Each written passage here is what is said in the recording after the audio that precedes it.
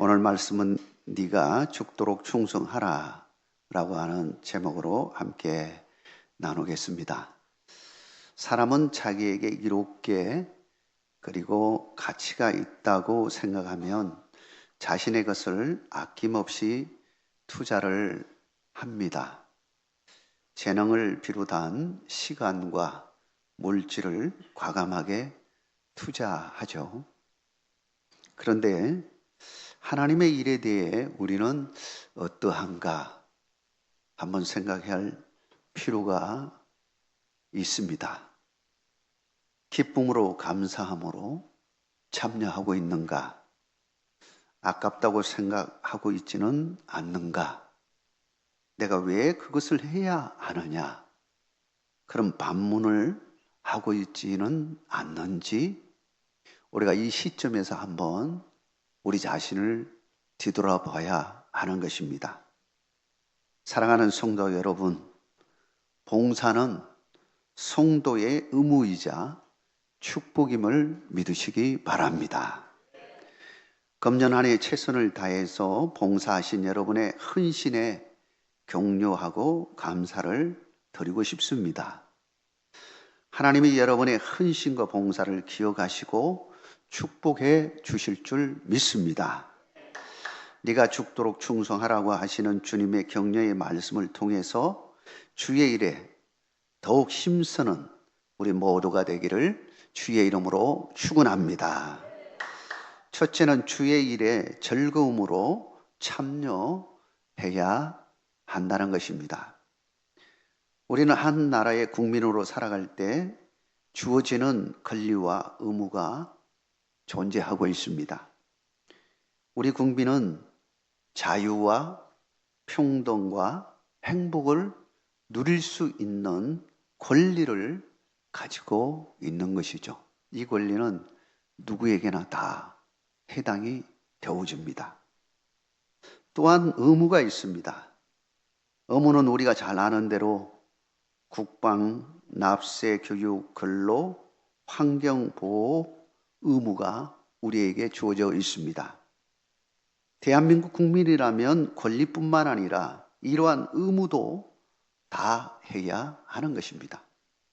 하나님 나라의 성도들에게서도 하나님 나라의 권리와 의무가 있다고 하는 것입니다. 하나님 나라의 백성, 자녀, 성도로 우리가 살아가기 위한 특별히 그 권리를 누리기 위해서는 또한 의무도 실천해야 된다라고 하는 것이죠. 이러한 의무는 교회 생활을 통해서 신앙생활을 통해서 실천적으로 이루어지는 것입니다. 예배를 드리고 헌금을 드리고 봉사하는 것은 성도들의 마땅한 의무라고 하는 것입니다. 그러나 사회와 차이가 있다면 하나님의 일은 하나님의 은혜로 그리고 자발적으로 즐거움으로 해야 한다라고 하는 것입니다. 물론 내 의지와는 상관없이 해야 할 일도 주어질 때도 있습니다. 하나님의 일은 어느 상황에서든지 주어질 수 있기 때문인 겁니다. 그럼에도 불구하고 그것까지도 하나님이 나에게 맡겨주신 일이라고 믿고 감사함으로 즐거운 마음으로 감당한다면 하나님의 크신 은총이 그를 통하여 나타날 줄 믿습니다. 왜 그렇게 감사함으로 즐거운 마음으로 하나님의 일을 우리는 감당해야 할까요? 그 이유는 바로 우리의 봉사가 그리스도의 몸을 세우는 일이기 때문입니다. 에베소서 4장 12절에 이렇게 말씀하고 있죠. 우리 같이 한번 읽도록 하겠습니다. 이는 성도를 온전하게 하여 봉사의 일을 하게 하며 그리스도의 몸을 세우려 하심이라. 이 말씀을 보면 봉사의 일을 하게 하며 그리스도의 몸을 세우려 하심이라. 봉사하는 일과 그리스도의 몸을 세우는 일이 같은 것임을 말하고 있는 겁니다. 성도의 봉사는 그리스도의 몸을 세우는 일이기에 더욱 감사하며 기꺼이 참여하는 자가 되어야 할 것을 말씀하고 있는 것입니다. 사랑하는 성도 여러분, 하나님 나라의 백성이라면 당연한 일이지만 성도가 주의 일에 헌신하고 봉사할 때에 우리는 그리스도의 몸, 교회를 세우는 일에 참여하고 있다는, 이 축복의 자리에 있다는 사실을 기억하시면서 믿음과 자부심을 가지고 주어진 일에 최선을 다하는 여러분 되시길 주의 이름으로 축원합니다. 두 번째로 작은 일에 충성하라고 말씀하고 있습니다. 주님의 일을 감당할 때 어떤 자세로 감당해야 되느냐라고 하는 겁니다. 이는 예수님의 달란트 비유에서 잘 설명해 주고 있습니다. 주님께서는 달란트 비유를 통해서 주의 일을 감당하는 자들의 자세에 대해서 가르치고 계십니다. 마태복음 25장 말씀에 보면 주인이 타국을 가면서 그들의 종들에게 재능대로 달란트를 줍니다. 5달란트, 그리고 2달란트, 1달란트 각각 나누어 주면서 장사하라 라고 미션을 주고 떠납니다. 그리고 돌아와서 결산을 하게 되어줍니다. 5달란트, 2달란트 받은 사람은 각각 2배의 이윤을 남게 되었습니다. 그들은 충성되이 열심으로 일을 해서 장사해서 2배를 남겼다는 것입니다. 그러자 주인은 잘하였도다 착하고 충성된 종아, 네가 적은 일에 충성하였음에 내가 많은 것을 네게 맡기리니 네 주인의 즐거움에 참여할지어다. 이와 같은 축복으로 그들을 축복합니다. 여기서 주인은 누구를 가리킵니까? 하나님을 가리키는 것입니다. 종은 누구를 가리킬까요? 우리를 가리키는 겁니다. 하나님께서 우리에게 각자에게 재능에 맞게 주어진 하나님의 일이 있다는 겁니다. 이 하나님의 일을 어떻게 감당하느냐라고 하는 겁니다. 오늘 본문에 금방 읽었던 말씀에 보니까 적은 일에 충성하였음에 라고 이야기하고 있습니다. 이게 뭘 이야기하는 겁니까? 우리 성도들은 하나님의 일을 할 때 크고 작은 일이 아니라, 그것에 매이는 자가 아니라 내가 어떤 자세로 충성하느냐, 이게 중요하다는 겁니다. 작은 일이라 할지라도 쉽게 생각하지 아니하고 하나님의 의도를 잘 알고 하나님의 뜻을 이루어요. 그리고 교회의 몸을 세우는 것이라는 그 믿음을 가지고 나에게 주어진 작은 일이라 할지라도 최선을 다해서 충성해야 한다라고 하는 겁니다. 여러분, 그런 믿음으로 나아가시기를 주의 이름으로 축원합니다. 이렇게 작은 일에 충성하는 자에게 하나님은 큰 일도 맡기신다라고 하는 겁니다. 많은 일도 맡기신다고 이야기하고 있습니다. 그러고 보면 하나님의 원리는 처음부터 덥석 이렇게 주는 것이 아니고 얼마나 자기 소임을 잘 감당하느냐, 믿음으로 충성되게 잘 감당하느냐 아느냐에 따라서 하나님께서는 그에게 더 큰 것을 맡기시는 것을 보게 되어줍니다.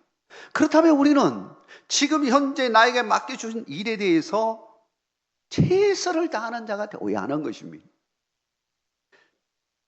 1달란트 받은 사람은 어떤 책망을 받게 되어줍니까? 악하고 게으른 종아라고 하는 책망을 받게 되었습니다. 왜냐하면 그는 1달란트 받은 것을 그대로 땅에 딱 묻어놨다가 그대로 꺼내가지고 가져온 겁니다. 일을 안 했다는 겁니다. 하나님의 의도를 잘 몰랐다는 겁니다. 주인의 의도를 잘 알지 못했다는 겁니다. 아니, 주인의 의도를 쉽게 생각할 수도 있을 것입니다. 무시할 수도 있었을 것입니다.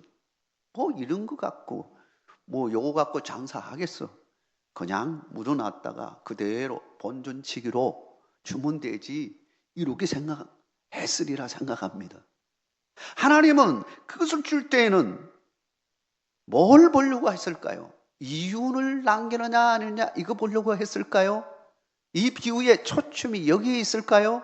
아닙니다.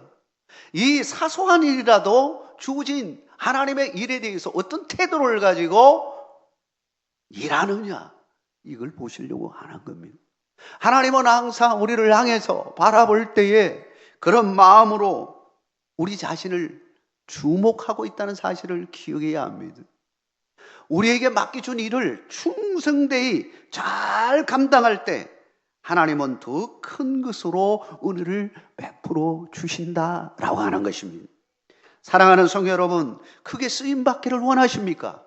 그렇다면 작은 일에 충성하는 여러분 되시길 주의 이름으로 축원합니다. 마음만 크게 쓰임받기를 기대하고 나에게 주어진 지금의 현재에 주어진 일을 소홀히 한다면 하나님은 더 이상 더 높은 것으로 쓰임받도록 하기가 힘들어지는 겁니다. 고린도전서 4장 1절과 2절에 이렇게 말합니다. 사람이 마땅히 우리를 그리스도의 일꾼이요 하나님의 비밀을 맡은 자로 여길지어다. 그리고 맡은 자들에게 구할 것은 충성이니라. 충성이니라. 여기 충성이라는 단어를 빼버리고 여기에다가 넣을 만한 단어들이 있습니다. 예를 들면 능력이라는 단어. 맡은 자들이 구할 것은 능력이니 능력을 주십시오. 이렇게 기도할 수 있지 않습니까? 능력 달라. 거기 그 속에다가 더 큰 일을 주시죠. 나에게 큰 일을 주셔서 큰 일을 하게 해주십시오 하고 거기에다가 넣을 수도 있지 않습니까? 근데 왜 충성이라는 단어를 여기다가 넣어놨을까요? 진짜 하나님이 원하시는 것은 우리에게 원하시는 것은 충성하는 것이다. 정말 우리가 맡은 자들이 구할 것은 충성이다. 변함없이 끊임없이 주님의 뜻을 위하여 나의 모든 것을 가지고 정말 매진하고 충성할 수 있는 자가 되어야 된다는, 작은 일이라 할지라도 충성하는 자가 되어야 한다라고 하는 겁니다. 사랑하는 성도 여러분, 충성되이 쓰임받는 여러분의 일꾼이 되기를 주의 이름으로 축원합니다. 그렇다면 우리가 진짜 충성할 것이 뭐냐라고 하는, 충성의 아주 기본 중에 기본이 뭘까라고 하는 것. 하나님의 일 가운데서 하나님 앞에서 우리가 진짜로 충성해야 할 일이 뭘까요? 여러분 뭐라고 생각하십니까? 예배인 줄 믿으시기 바랍니다. 예배가 얼마나 중요한지 몰라요. 영어에서 보면 예배를 대충 한 3가지 정도로 이야기합니다. 워십. 이 워십이라고 하는 이 영어의 단어를 생각해 보면 하나님 앞에 경배한다, 하나님께 드린다, 그런 예배가 그런 의미를 가지고 있는 단어입니다. 그러니까 예배의 본질에 대한 이야기라고 말할 수 있습니다. 그런데 채플이라고 하는 것도 있습니다. 채플은 장소의 개념이 아주 강합니다. 어디서 예배 드리느냐, 본당에서 드리느냐, 아니면 다른 곳에서 드리느냐.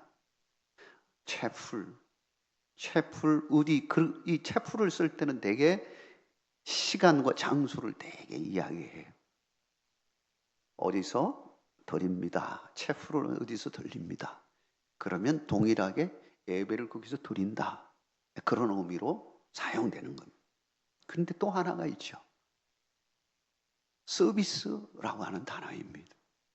저는 서비스를 처음에 이 단어를 접했을 때 왜 이게 뭔 서비스가 예배로 이렇게 번역이 되냐. 우리가 흔히 한국식 개념으로 서비스 하면 서비스 센터, 뭐 봉사하는 거, 이런 쪽으로 생각하잖아요. 그래서 야, 이게 뭔 서비스가 왜 예배지? 하고 생각을 했었는데요. 이 서비스가 굉장히 중요한 의미를 가지고 있는 겁니다. 이 서비스라고 하는 이 영어의 이 단어는요, 정해놓은 시간 그리고 장소에서 하나님 앞에 드리는 이 공예배를 가리킬 때 대개 이 서비스라고 하는 단어를 많이 씁니다. 그러니까 이 준비하는 단계부터 해가지고 다 준비해가지고 정성을 다해서 준비해서 우리 공예배 모든 성도들이 함께 이 주일에 와서 예배를 드리는 이 예배를 이야기할 때, 공지할 때 이렇게 공지를 하는 겁니다. Sunday Worship Service. 그게 대예배. 우리가 말하는 주일 예배, 그걸 이야기할 때 되게 그렇게 표현을 하는 거예요. 이 서비스가 예배로 연결이 되는 것을 볼 수 있습니다. 이 서비스는 섬김입니다. 섬김이. 봉사하는 것은 섬김이 들어가는 거죠. 하나님 앞에 하나님을 섬기는 거예요. 하나님을 섬기는 것이 예배예요. 하나님 앞에 영광을 돌리는 것이 예배입니다. 그런데 여기는 수고와 애씀, 우리의 마음, 우리의 물질, 우리의 모든 것을 집중해서 하나님 앞에 돌리는 것이 예배예요. 그래서 섬기는 것으로 표현하고 있는 거예요. 우리가 남을 높여줄 때 섬기잖아요. 섬깁니다. 그거 마찬가지로 우리가 하나님을 높여드리고 하나님을 경외하고 경배하고 이 모든 것을 집중해서 하나님 앞에 올려드리는 겁니다. 우리의 마음만 드리는 것이 아니라 마음의 표현인 애물도 드리고 그리고 찬양도 드리고 그리고 기도로 드리고 이 모든 걸 집중해서 하나님 앞에 올려드리는 겁니다. 그러고 보면 봉사 중에 최고의 봉사는 뭐냐? 섬김의 최고의 섬김은 뭐냐? 바로 예배라고 하는 사실을 우리는 기억해야 하는 것입니다. 여러분, 예배가 얼마나 중요한지 몰라요. 교회에 많은 섬김의 일들이 있습니다. 별 일들이 다 이렇게 많죠. 할 일이 얼마나 많습니까? 그런데 이 많은 일들 가운데에서 정말로 우리가 중요하게 여겨야 할 섬김, 봉사는 바로 예배라고 하는 사실을 기억해야 되는 것입니다. 여러분, 예배가 여러분의 삶에 무너지면 우리의 신앙이 무너집니다. 신앙이 무너지면 우리의 삶도 무너지게 되어 있습니다. 거꾸로 다시 회복하려면 우리의 신앙이 회복되어져야 하는데 무엇부터 회복되어져야 하느냐? 바로 예배가 회복되어져야 하는 것입니다. 예배가 회복되어져야 하나님과의 관계가 다시 올바로 되어져야 우리가 하나님으로부터 오는 영적인 힘과 능력과 축복을 누리게 되어지는 것입니다. 사랑하는 성도 여러분, 여러분의 예배가 회복되어지는 역사가 일어나기를 주의 이름으로 축원합니다. 이것이 첫째입니다. 예배를 빼버리고 다른 것으로 섬긴다고 한다면 그는 올바른 섬김이 아닌 겁니다. 섬김에 있어서, 교회 봉사에 있어서 모든 여러 가지 일들이 있지만 그래도 우선순위라고 하는 것이 있다라고 하는 겁니다. 이걸 꼭 기억하셔가지고 모든 것에 집중해서 예배드리는 것이 첫째라고 하는 이 믿음 위에 굳게 서야만이 다른 것과 헷갈리지가 않습니다. 우리 성도들은, 적어도 우리 천복교회 성도들은 예배를 충실하게 중요시 여기고 하나님 앞에 예배 자리에 놓을 수 있는 여러분의 믿음이 되기를 주의 이름으로 축원합니다. 하나님의 일꾼으로서 섬기는 일의 첫 번째가 예배로 섬기는 겁니다. 예배로 나아가야 모든 것이 회복될 수가 있는 겁니다. 그리고 나머지도 잘 섬길 수 있는 힘을 가지게 되어지는 거예요. 그리고 동기가 생기는 겁니다. 왜 내가 그 일을 해야 되는지, 하나님의 일이 뭔지, 하나님의 뜻이 뭔지 분명히 알고 그것을 하나님 기뻐 받으시는 방법으로 행할 수가 있는 겁니다. 그런데 예배가 무너지면 이것이 내 소견에 좋을 대로 봉사하게 되어지는 거예요. 그러면 문제가 생기기 시작하는 겁니다. 마지막으로 주의 일에 충성하는 자에게 생명의 면류관이 준비되어 있다라고 하는 것입니다. 하나님의 일에 충성을 다하는 자에게는 반드시 하늘의 상급이 있습니다. 요한계시록 2장 10절 마지막 부분에 네가 죽도록 충성하라. 그리하면 내가 생명의 관을 네게 주리라. 성도에게 주어지는 최고의 선물은 영생의 복이 아니겠습니까? 영생의 복. 우리가 종교, 기독교, 이 영생의 종교를 믿고 예수 그리스도를 통하여 영생을 얻는 것만큼 큰 축복이 어디 있겠습니까? 만약에 이 영생의 축복을 빼버린다면 우리는 뭐만 남겠어요? 껍데기만 남게 되어지는 것입니다. 우리 좋은 것들이 많다 할지라도 영생이라고 하는 것이 빼버리면 우리는 이 세상에 사는 것으로 다 끝나는 거 아니겠습니까? 우리의 삶은 이 땅에서만 삶이 아니라 영원한 생명가로 가는 영생의 복이 있는 겁니다. 여러분, 이 복이 여러분과 함께 하고 있음을 믿으시기 바랍니다. 이를 위해서 우리 주님이 오신 것입니다. 성탄의 기쁨을 맞이하는 것이 무엇입니까? 영생의 복을 주신 우리 예수님을 기대하고 소망하며 다시 오실 예수님, 이미 오셔서 우리와 함께 하시는 예수님, 그분 바라보고 나아가는 귀한 복된 시간이 아니겠습니까? 그런데 하나님께서는 충성되이 쓰임받는 일꾼에게 준비한 선물이 하늘의 복만 있는 것이 아니라 땅의 복도 있다는 사실을 말씀하고 있는 겁니다. 잠언서 22장 4절의 말씀에 보면 겸손과 여호와를 경외함의 보상은 재물과 영광과 생명이니라. 생명만 주신 것이 아니라 재물과 영광도 허락하셨음을 알 수 있습니다.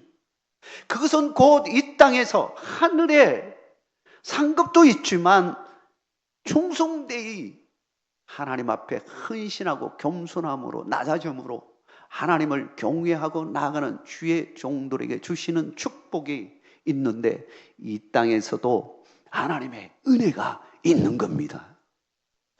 여러분, 충성되이 하나님 앞에 쓰임받는 일꾼들로 세움받기를 주의 이름으로 축원합니다. 금년 한 해도 저물어 갑니다. 우리 자신을 돌아보고 하나님 앞에서 최선을 다하는 삶이었는지를 다시 한번 점검하고 특별히 하나님의 일에 내가 얼마나 기뻐하고 감사함으로 수고하고 애썼는지를 다시 한번 뒤돌아보면서 하나님 나라의 충성된 일꾼들로 우리 모두가 쓰임받는 하나님의 종들이 다 되기를 주의 이름으로 축원합니다.